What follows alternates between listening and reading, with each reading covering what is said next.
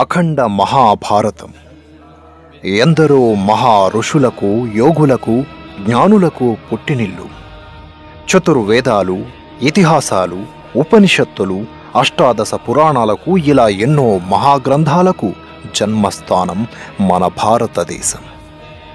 అజ్ఞానాంధకారంలో కొట్టిమిట్టాడుతున్న ఈ ప్రపంచానికి విజ్ఞానం నేర్పించి సత్యం వైపుకు నడిపిస్తున్న పవిత్ర దేశం మన భారతదేశం.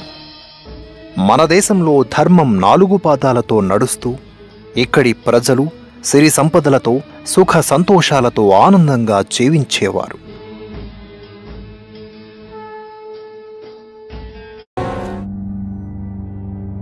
ఏది చూసి ఓర్వలేని ఎన్నో విదేశీ పాశవిక శక్తులు మన దేశం మీద అనేక సార్లు దండయాత్రలు చేసి ఇక్కడి సంపదను దోచుకున్నారు.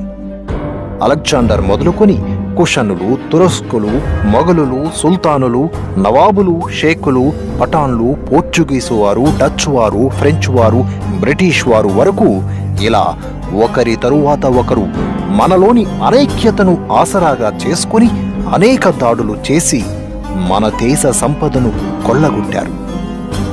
ఎందరో అమాయకులను క్రూరంగా చంపి ఎన్నో దేవాలయాలను నేలమట్టం చేశారు.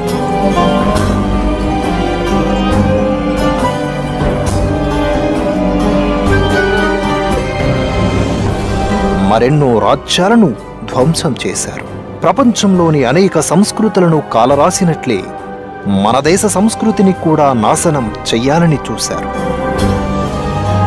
కానీ ఎందరో మహానుభావులు జన్మించి మన ధర్మాన్ని, సంస్కృతిని ఆ ముష్కరుల దాడి నుండి కాపాడుకుంటూ వచ్చారు.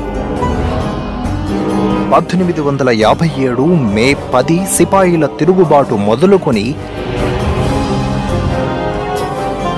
1947 ఆగస్టు 15 వరకు భరతమాత దాస్య శృంఖలాల విముక్తికై లక్షలాది మంది వీరులు తమ ప్రాణాలు పణంగా పెట్టి చేసిన పోరాట ఫలితమే నేటి మన స్వరాజ్యం.